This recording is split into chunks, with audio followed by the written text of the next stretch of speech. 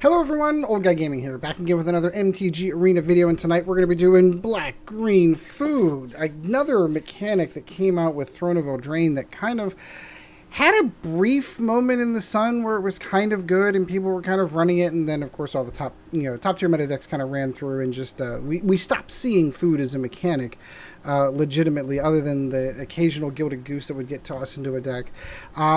So yeah, we're playing in the standard 2021, which actually rotated out all the sets that are going to rotate here in a couple of weeks, and now we're down to what's going to be good when Zendikar Rising comes out.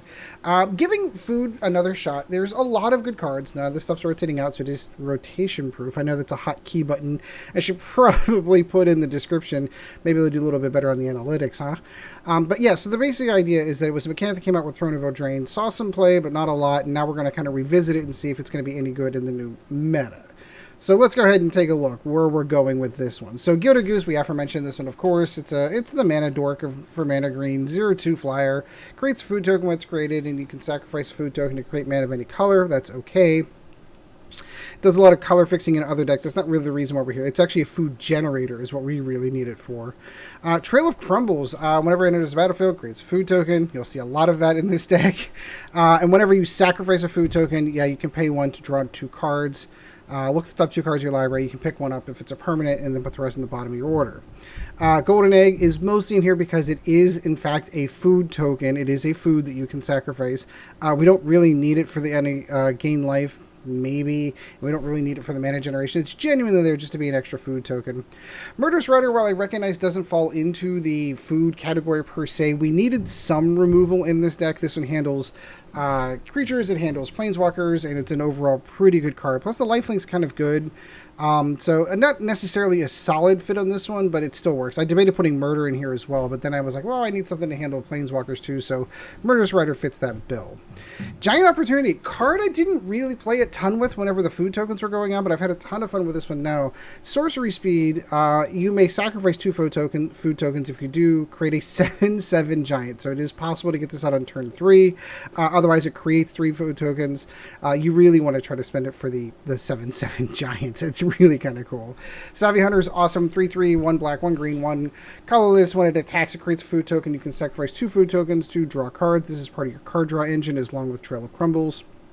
Because when you sacrifice those, you can actually pay an additional 1 to draw more cards. It's pretty crazy, actually. Eat to Extinction, exile target creature or planeswalker. Again, we mentioned before we needed some way to go through that. And then you can look at the top card of your library. You can put it in your graveyard, or you can put it on top of your library. So it kind of like helps some color card filtering as well. Fierce Witchstalker, only have 2 copies of it. It's an okay creature. 4/4 for trample. I mean, you can't really complain too much for 4. It does create a food token when it enters the battlefield, but that's it. That's all it does. It's mostly there for the food generation and having a body on the board to attack or block with. Wicked Wolf. Oh boy, I totally forgot about this. 3/3 for 4. When it enters the battlefield, it fights up to target creature you control. You can sacrifice food to put a +1/+1 counter on it, and it gains indestructible until end of turn, and it taps. You have to remember the timing on that one. When I was playtesting this deck late last night, I kept forgetting the timing on that, so I would give it indestructible, and then it would tap, and I would do that before the blocks were declared. I'm like, oh, now I can't declare it as a blocker. So I have to be careful with that. See, catch me if I do it on this one. And then another card I never really played with, but is actually really pretty good. Feasting Troll, 7/6 for 6. Vigilance and Trample, whenever it enters the battlefield, if you cast it from your hand, create 3 food tokens, or you can sacrifice 3 food tokens, which you have obviously a lot of generation, to return it from the battlefield, return it from the graveyard to the battlefield. Fantastic card. And then Garruk. We've got to go with Garruk. I don't know how well it fits into the food token list, but there's plenty of wolves in here to make this worth it. To kind of go with a kind of a sub-wolf theme if you want. For 0, he creates 2/2 wolf creatures. When they die, they actually put loyalty counters on him. He actually has no +1s, which is interesting. He can -3 to destroy a creature and draw a card, and then he can -6 for his ultimate. Creatures you control gain +3/+3 and have trample. That's where things like Fierce Witchstalker or Wicked Wolf really become over the top. Mana base, super simple. 7 swamps, 8 forests, 4 Temples of Malady, and then 4 Fabled Passages for filtering. If you like the deck and you enjoy the content, let me know in the comments down below. And of course, like and subscribe. That'd be super helpful if you do feel that I've earned it. And then we're going to go on to play some gameplay. Let's see how this one does. Of all the 3 decks that I played last night, this was, like, I admittedly if you saw the one from Monday, you saw that, like, I really had a ton of fun with the dog deck. I'm not going to lie. That was a cool deck. This one was cool, too, and I think it's got some traction. Again, I don't feel that this is tier 1. Mostly because the food mechanic was trapped inside of the Throne of Eldraine set. So, like, it would be different if food was a common evergreen type. Like, they always had, like, artifacts that were foods. I could see that potentially maybe coming up. I don't think that's going to happen. But it is still a powerful deck, and I do feel like especially if you go with that wolf sub-theme. Ooh. Okay. I am really tempted to mulligan this one, but we do have a Fabled Passage. We're just going to go ahead and pop at 4 Forest now. That's right. We'll do it on our main phase. We'll assert dominance that way. We do have the option for the 2 gold. I was going to say, there's a lot of tap lands that are coming in, so like it's not necessarily a bad thing dropping Fabled Passage and going ahead and sacrificing it on turn 1, because there's so many tap lands that come into... Oh, this is going to be the Adventures deck. Interesting. Alright, so we do have that other green mana that we were looking for. No. We are going to start generating food tokens here. We've got more food tokens here. We can start pulling some cards. That's where Savvy Hunter comes in. The multicolored 3-color things does concern me a bit. Yep, this is just the giant ramp. This is going to be the giant ramp to Ugin, so can we beat them before he gets here out? I don't know. Probably not, considering the... What's he thinking? Oh, you leave our Savvy Hunter alone. Okay, so we are going to go ahead and drop that. Go ahead and drop the food token. I'm sorry. The Gilded Goose that generates food tokens. So we are going to go ahead and declare Savvy Hunter as attacker. I have a feeling he's going to be doing something to it before that happens. Unless this deck isn't going for Ugin. Yeah, he's going to Bone Crusher Giant for... Oh, because he's just going to copy it. Yeah, there's a reason why this deck's actually doing well. I've actually avoided doing this deck because it's really good.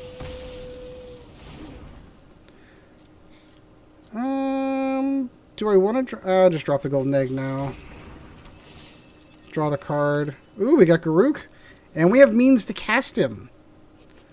That is the all-important part.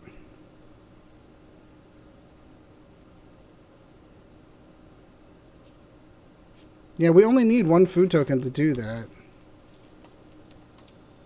I'm going to assume, however, that Beanstalker Giant's coming down hard.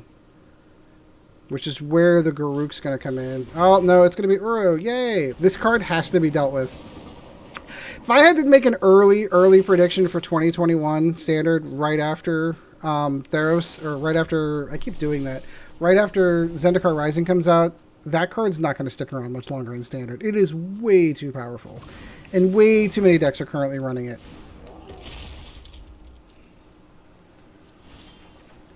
And if they base that on anything... Auto pay, we'll sacrifice that one. Because it doesn't really matter which one we sacrifice.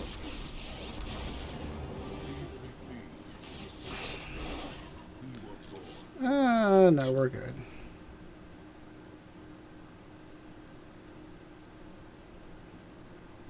Yeah, whenever the geese get 3/3 trample, and their 3/5s are trample, that becomes actually really funny.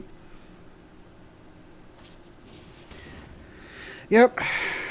Adventurous Impulse. Oh, did they reprint that, and that's why he's just using the Dominaria version of it? Interesting. That's all this is. This is just a build-up to either a gigantic Beanstalker Giant, or ultimately, it's Ugin. So how far can we go before Ugin kills us? That's really the question.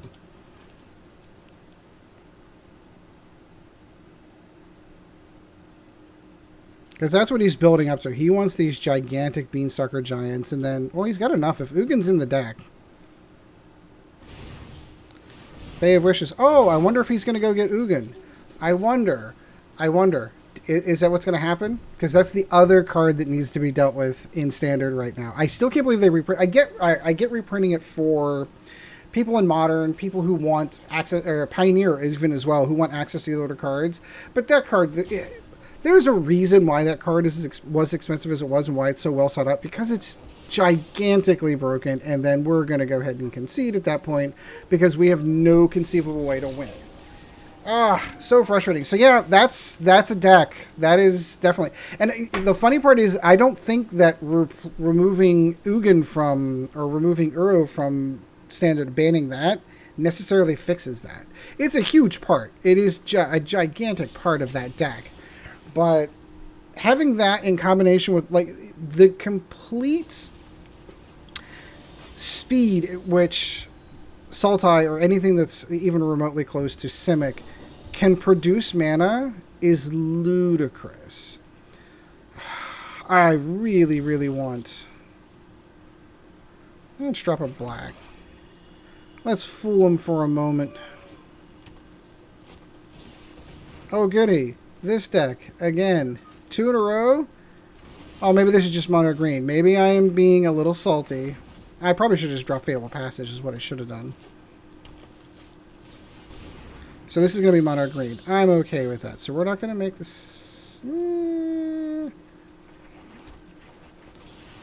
Fabled Passages. That's some filtering. I'm okay with that. We can do Wicked Wolf whenever his...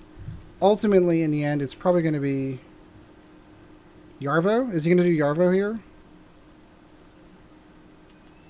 Oddly enough, we have no food tokens in our program. Yep, there's Yarvo. Nope, we're good. So we're going to drop that. We're going to go and get another Swamp. Probably the last that we're going to need.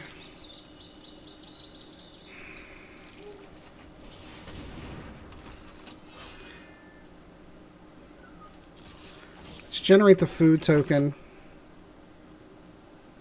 Maybe we can bait him in. We've got open mana and we've got cards in hand. Maybe. No. No. That's okay. I just didn't need to generate the food token for whenever Wicked Wolf comes down. So this should probably be Stonecoil Serpent or Questing Beast. Cool. Yeah, mono green. Such a good deck. I can't not block. So let's block the 5/5.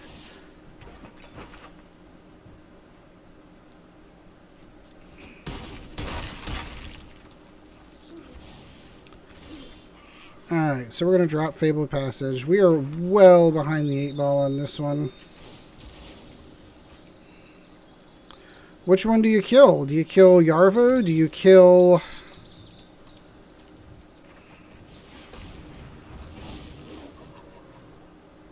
I say we kill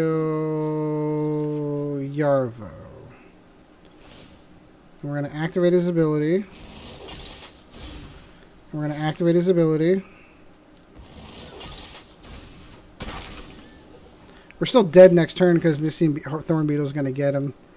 Alright, we're going to do it. That's going to be enough. Doesn't matter which way we killed a creature, we were still going to lose on that one.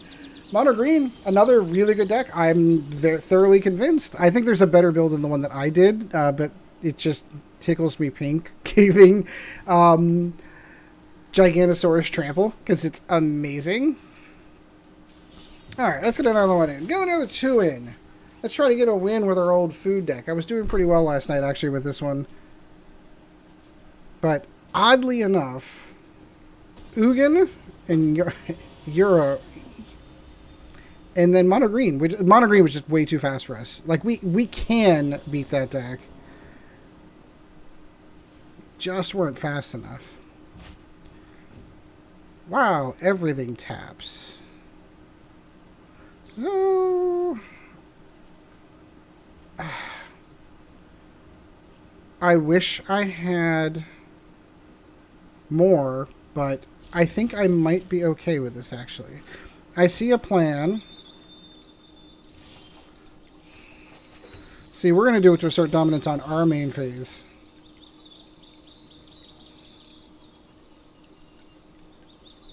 We're going to go forest. Say hello. Yeah, so we've got more than enough land at this juncture. Because what I'm thinking is the double Trail of Crumbs 7/7 into Giant Opportunity. The blue concerns me. Oh, goody. Oh, maybe this isn't. Maybe I am making judgments too early.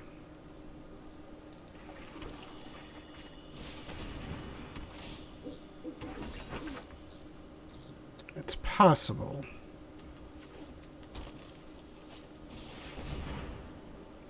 Maybe not. Yeah, that's another card that's kind of like fueling the ramp. Sure. Alright, let's give him a moment of pause. Not yet. I want to get that 7/7 out there. Get that behemoth out there.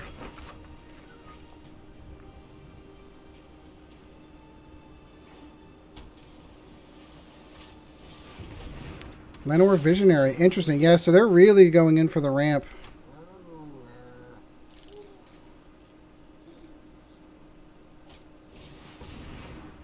Yep. Ramp, ramp, ramp. All the way up. Okay, so we're in a Temple of Malady here. No, I think I have all the land I need right now.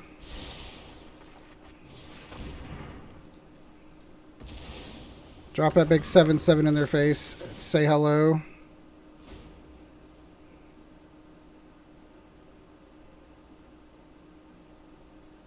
Yes, it's a 7/7 giant. I love that reaction where someone looks at something like, wait, how? Oh, it's Ugin already. Really? Which one's he going to deal?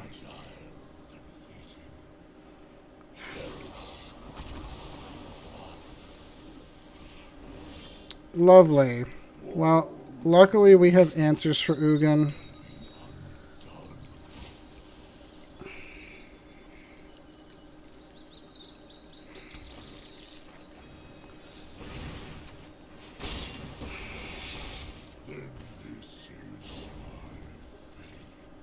Yeah, we'll see. We'll see, Ugin. I get a distinct feeling you're not the only one in his deck. We shall see, my friend. Yeah, don't get me wrong. He wiped the table. Sure. That's cool.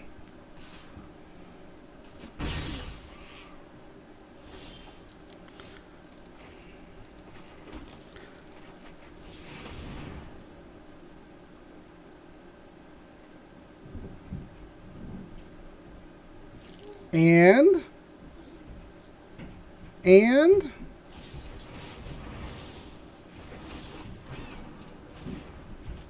it's okay, I can pull him back out. I just need any more Now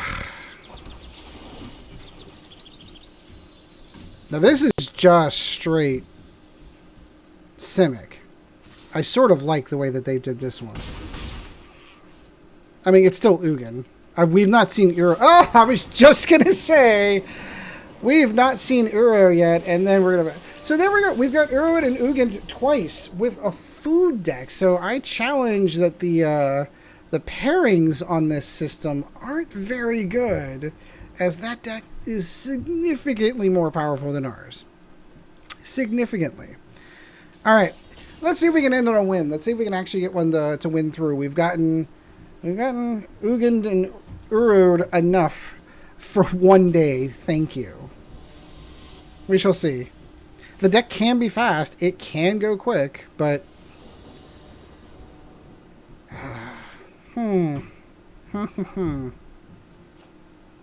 Yeah, we've got some answers here. Let's see how this goes. Really wish my 1-drops were in hand. I don't know where the quote-unquote fixing. Maybe they've done a little bit better job of it. Maybe. Golden Goose.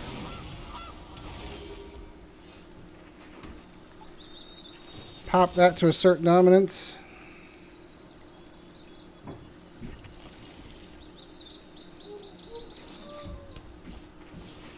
Scavenging Ooze. Good deck. Good old mono green. Man, we're just that seems to be our fate. Is it either mono green or it's Ugin Uro? Whichever varieties we go with. This is going to be Yarvo. Like, I can almost script it out. Questing Beast. There we go. That works too. So which one do we want to get rid of first?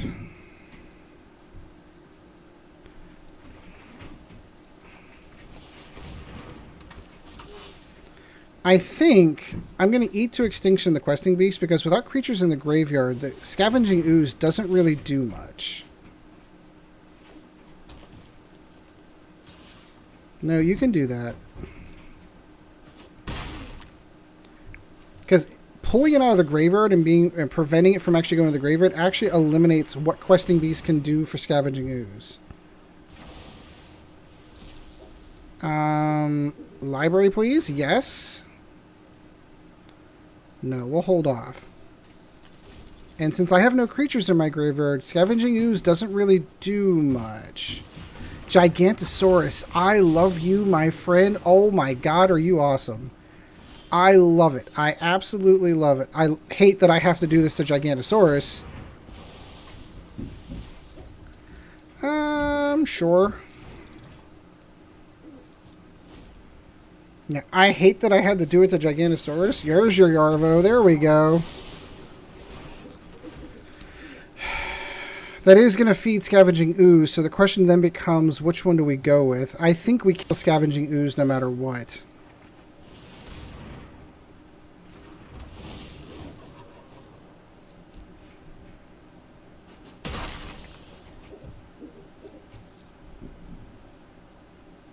No, we're good.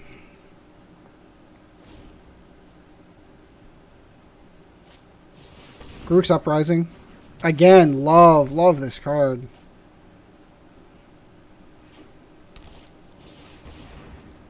Yeah, there's some ramp in there. Sure.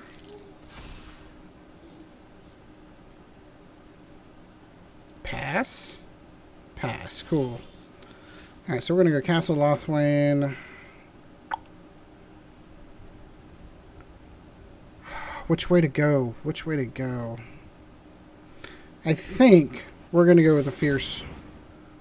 Because that's going to give me the ability to be able to pop not one but two.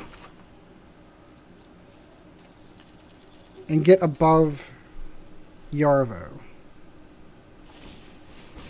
So he can create food tokens as well. I don't think he's doing the same things that we are, though.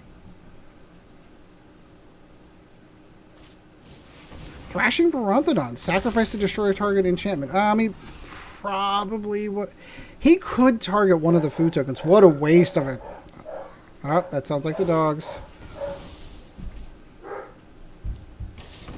Probably, as I say, Trail of Crumbs is where you'd want to go with that. So he's now a 6/6. Can we get above him? We get another mana draw, we can do that. And there we go. So we're going to go and drop the golden egg, drop the card.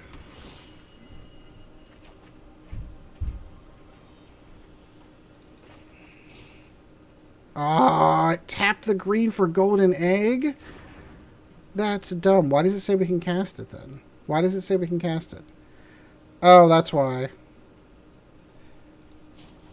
Oh, but I need that. No. Oh, that's dumb.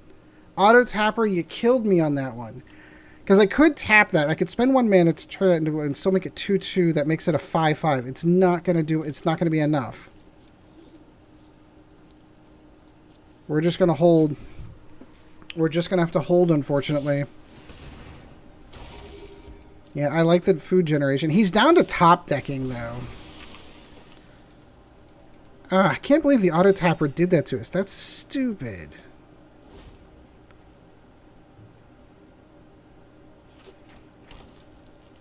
So, I assume nothing coming here. All the wolves in the world.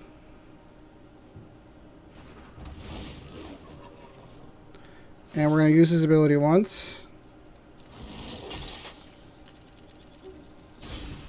And we're going to use his ability twice. And this is what should have happened last turn. Use his ability a third time. To get Yarvo off the board.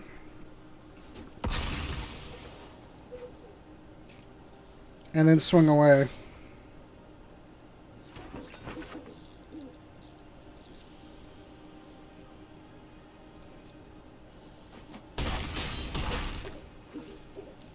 So now he's down to a 0-2 and a 1-1. He's got enough. I mean, he could swing if he wanted to with the 1-1. I can't imagine he's going to. He's probably going for something like Questing Beast.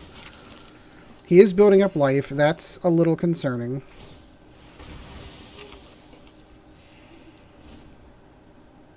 If he gets Questing Beast, we'd just do the same thing. Like, we'd gain the 3 life. It'd be a balance of difference of 1. Doesn't look like that's what he did. Oh, he's going to call it! Oh, he's going to call it because he realizes he can't. That, by the way, we'd have had another Wicked Wolf where we'd have put Garruk down in. So, all right, that's where I can call it. I can actually call it and say that we pulled out a win with the deck against Mono Green, one of the decks that was our nemesis during this one. So, I do hope you enjoyed the video. Let me know in the comments down below how you would build your your black-green food decks. Let me know if you even think they're even viable coming up in the upcoming meta. I'd like to know. So, until next time, guys, we shall see you in the arena. This video was brought to you in no small part by our patrons. If you would like to help out the channel, go to www.patreon.com/oldguygamingmtga, and thank you for your support.